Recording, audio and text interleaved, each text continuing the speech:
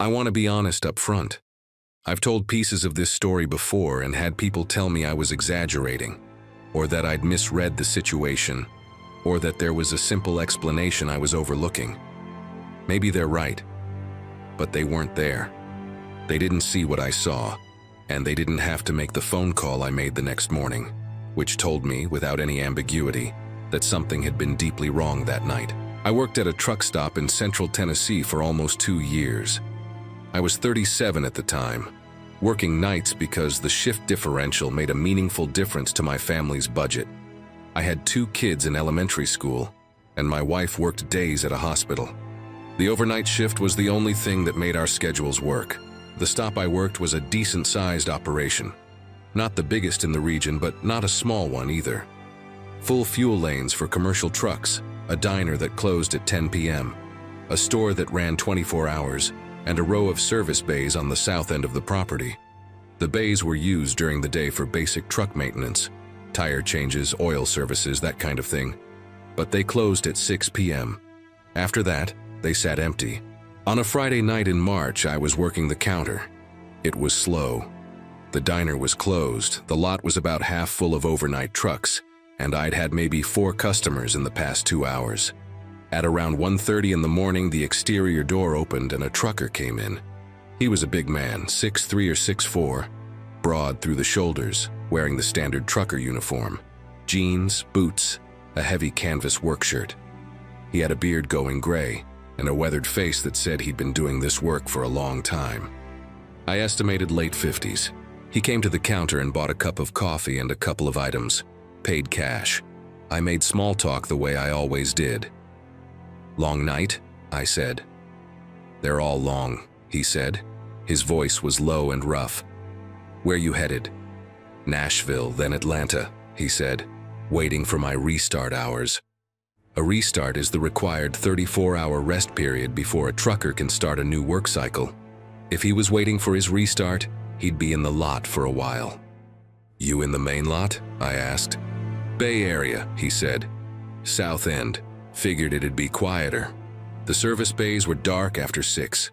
The Bay Area had a separate small lot where trucks could park, but it was less lit than the main lot, and most drivers preferred the main lot for overnight. The Bay Area was technically open for parking, but not ideal. "Bay 7 specifically," he said. "Nice and quiet back there." He picked up his coffee and walked out. I watched him on the exterior camera as he walked around the south end of the building toward the Bay Area. The shift continued. Another hour passed. A couple more customers, a bathroom check, some restocking. At around 3 in the morning, something on one of the exterior cameras caught my eye. The Bay Area cameras showed a wide view of the south end of the property, the row of closed service bays with their roll-up metal doors, and the small adjacent lot where a few trucks were parked. In the lot, I could see the big man's truck, a dark-colored Kenworth, cab running, the amber marker lights visible.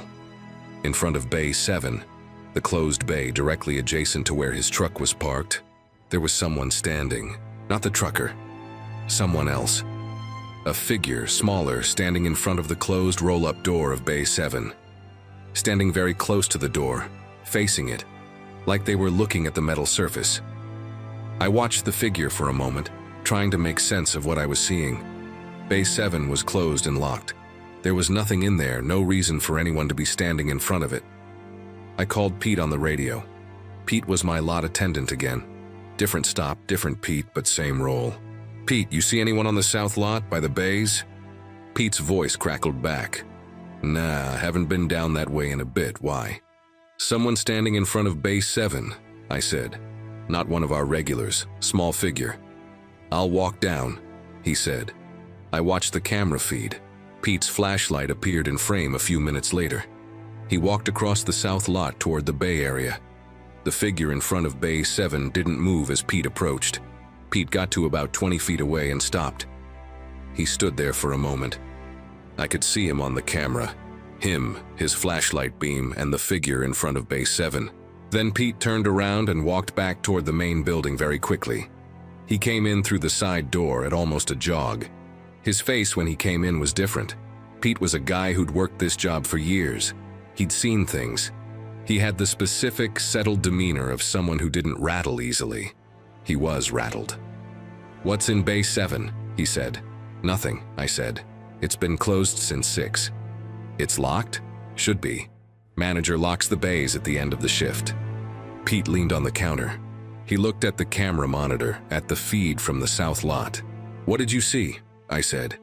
He was quiet for a moment, then he said, "What does it look like to you on the camera?" "A figure," I said, "standing in front of the bay door." He nodded slowly. "Yeah." "What does it look like up close?" I said. He looked at me. "It looks like someone who isn't all there," he said. "What do you mean?" He shook his head. He picked up the desk phone and called the overnight manager who was sleeping in the back office. I heard him say there was something in the south lot that needed to be looked at. The manager, a heavy-set man named Ron, came out looking unhappy about being woken up. Pete told him about the figure. Ron looked at the camera feed. "I'll check the bay," Ron said. "I'll come with you," Pete said. They both went out. I watched the cameras. Ron and Pete crossed the south lot together. They approached the bay area. The figure was still standing in front of Bay 7. I watched Ron and Pete stop about 15 feet from the figure. Ron said something. There was no audio on the cameras. I saw him say something and then stand there waiting. The figure didn't react. Ron took a step forward, and the figure turned around. I couldn't see a face on the monitor. The resolution and the low light weren't good enough. I just saw the figure turn, and then after another brief exchange with Ron and Pete, it walked away, around the back of the bay area out of the camera's view. Ron and Pete stood there for a moment. Then Ron checked the bay door. He had a master key. He unlocked Bay 7 and raised the roll-up door a few feet, shined his flashlight inside, then closed it and locked it again. They came back inside. Ron wouldn't tell me much.